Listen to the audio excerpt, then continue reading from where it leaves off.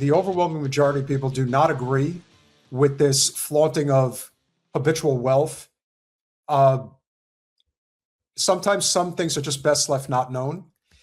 But this is one of the reasons why we get closer and closer to a revolution, because more and more people are being exposed to the realities of this system that is unequivocally destroyed, can't be resuscitated. And this is just another shining example of just that. So here's an example of how the uber rich are treated as they approach the Met Gala a couple of nights ago.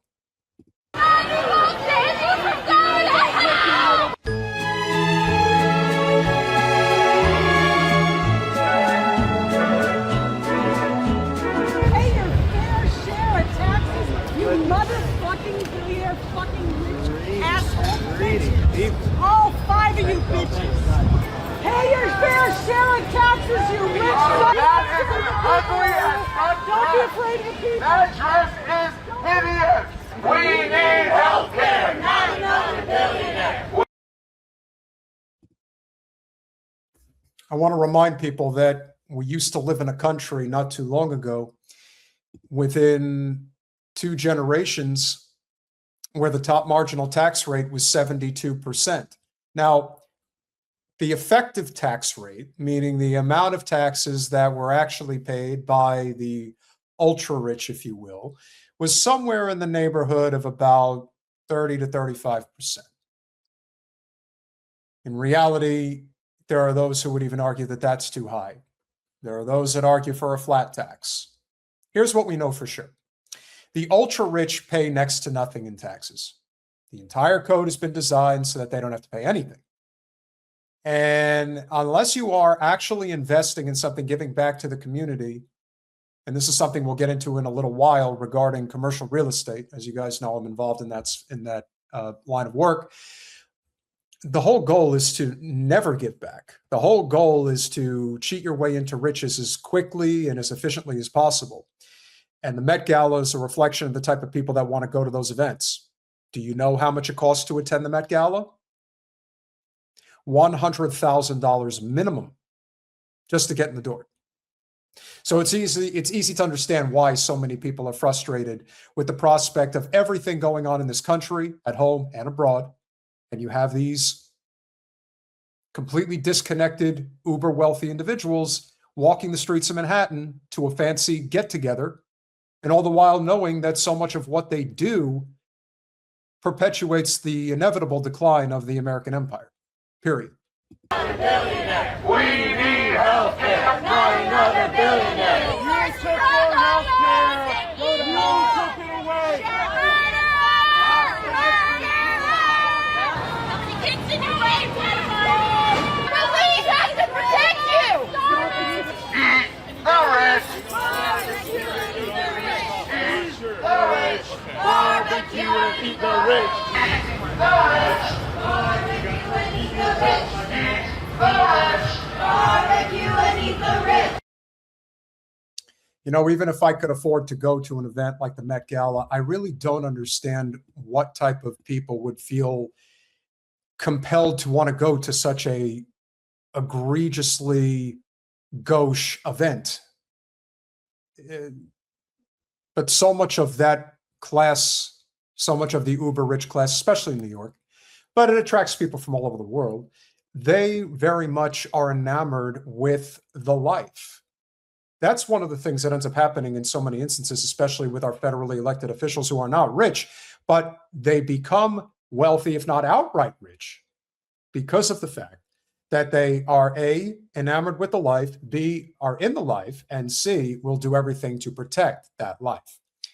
And so this brings me to a story that I wanted to cover but didn't have the chance to with Jen from this past week regarding Anna Kasparian.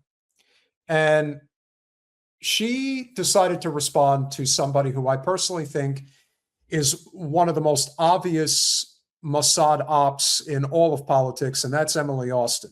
This is a person who I personally know, and I'm sure she has seen what I've said about her, and that's okay, because the truth hurts. And this is a prime example of who Emily Austin actually is and how she thinks when it comes to this populist America First uprising that's happening on the political right. Tucker? To me, he's extreme right. Really? To me, he's like riding Russia, like glazing them. He's also on Candace's Jewish conspiracy theories. Oh, I didn't know that. Yeah, big time. I have no Wow. respect for him anymore. I did a lot, and I would love to see if he's receiving foreign money. I thought when he interviewed Putin, it was kind of an important interview, honestly. Yeah. You know? No, I agree with his political takes, which again makes it harder for me to dislike them. You see, the reason why this privileged princess says what she says is pretty simple. She agrees with all the other takes except for Israel, because that is an unacceptable line that you cannot cross, because that's who she works for. That's how she has the career that she has. Here's a little secret about Emily Austin that probably would surprise you.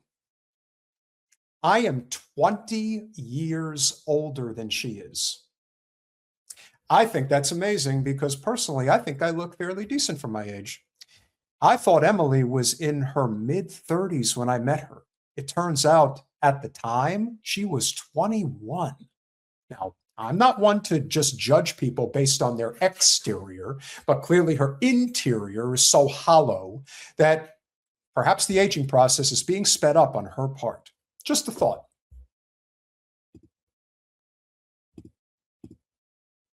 Yeah. You know? No, I agree with his political takes, which again makes it harder for me to dislike them because they're on that anti-Semitic wave. It's unfortunate, but to me, they're falling into that like alt-right category where they actually hurt the Republican Party because people affiliate all of us with extremists like them. Like not all of us are so black or white.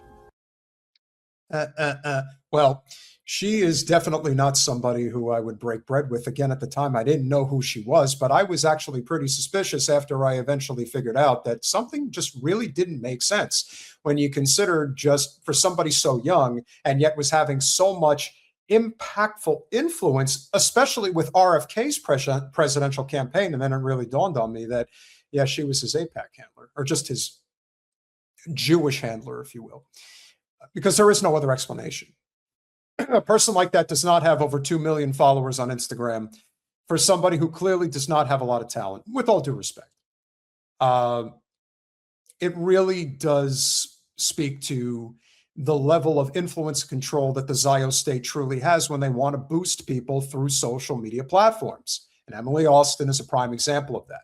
So why do I bring her up? Well, she decided to take a shot at Anna Kasparian because, as it should probably come as no surprise to anybody when you consider what this first story is all about, Emily Austin was at the Met Gala.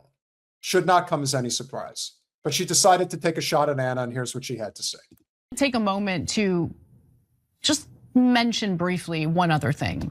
So I've engaged in lots of debates with the pro-Israel crowd. Most of them have been on Tucker Carlson's show. I've been on Al Arabia, I think 3 different times, oftentimes debating an entire panel of pro-Israel people. And it gets fiery, I get it. I mean, I had a Somali Uber driver tell me recently that he's a huge fan, supports everything I do, but just wants me to stay calmer. I get it, I need to stay calmer. But at the end of the day, what I focus on is the substance of the debate. There are times where you do not need to be calm. In fact, there are times where being calm is actually detrimental to the cause. Given the situation, it is sometimes necessary to lose your cool, to pretend that things are not habitually horrific. Even though there's the factor of decorum politics that some people still want to adhere to, there's a time and a place. I understand what Anna's saying, but the one thing Anna's really good at is just letting it fly. Yes, sometimes I will call people like Jonathan Conricus a terrorist because I genuinely think he's a terrorist. It's not just an ad hominem. I'm just trying to inform the public of what I genuinely think about the IDF spokesperson. However, the pro-Israel crowd seems to be getting desperate. And the reason why I know that is because they don't even try to engage the substance anymore. They just engage in dehumanizing insults. And Emily Austin, who gets paid by Israel to carry out their Hasbara and admitted as such on Her Take when I used to be a host on that show, decided to compare me to a cockroach. Now, this was on the night of the Met Gala. She tweeted something about it, and I ignored it because the vermin thing has a very ugly history. And she, as a Jewish American, knows that. She knows that. And I found it so gross, I didn't want to draw attention to it. So I ignored it the first night. And then the second night, she decided to put out a video making the same joke. And I responded to it and just made a point about how they can never dismantle my arguments. First, they try to smear you as an anti-Semite, of course. They try to get you fired. If that doesn't work, they'll go after your family, as they've done with my husband, and try to get him fired. And by the way, they might accomplish that. And if they do, I will go nuclear. I have dealt with similar circumstances already, as you guys know. I've been visited by the cops, intimidated, threatened, phone calls late at night. I lost my job. This is no joke. And our channel is heavily suppressed. So if you haven't smashed that like button yet, please do so. It really does help. Anna is absolutely correct that there is that point where you just say, I'm going to conduct myself in a professional manner up to a point. And in the case of her husband, who it appears that they are trying to, I've been aware of this for a while. I think that I don't remember if it was Anna, if it was Emily Austin specifically that was going after Anna's husband to get him fired from his job. But this is something that's been going on for a while.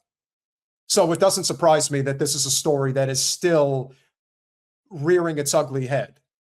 And Anna has more to say.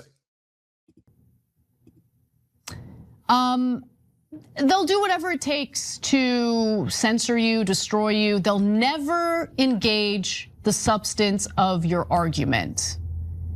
And that's what losers do.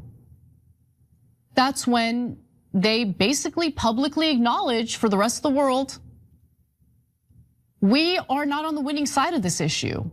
We know that we're attempting to defend the indefensible. So rather than even engage in a defense of Israel, we're just gonna smear those who are trying to get the truth to the American people. So we make better decisions in our political system and get the pro-Israel crowd out of our government. So that is exactly the point. And that is the fight that we have ahead of us for probably several years. But that is the fight, and that is how we win.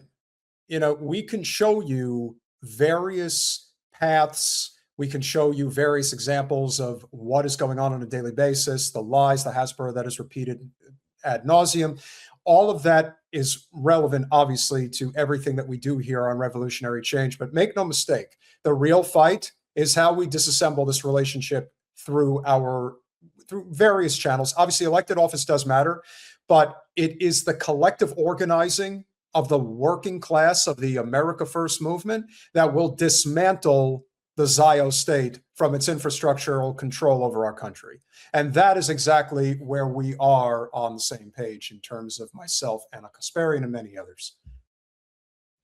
I don't know what to say really about Emily Austin and the fact that she decided to invoke one of the most disgusting, dehumanizing, vermin statements made against the Jews during the Holocaust. Somehow it's okay. And by the way, I don't care what Emily Austin has to say.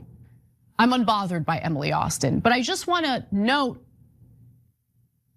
that what gets them so riled up is that I have a problem with innocent people getting killed. I have a problem with millions now in the Middle East being displaced from their homes being demolished, not just in Gaza, okay, not just in Gaza. Israel has been involved in the destruction of Syria, Libya, Iraq, Iran, even though they're not succeeding in getting what they really want from Iran, which is regime change or a failed state. I mean, it's just, the list goes on and on. I have a problem with what the Israeli government is carrying out with the use of its military. A military that we fund, that we are responsible for. And that's where the rubber meets the road.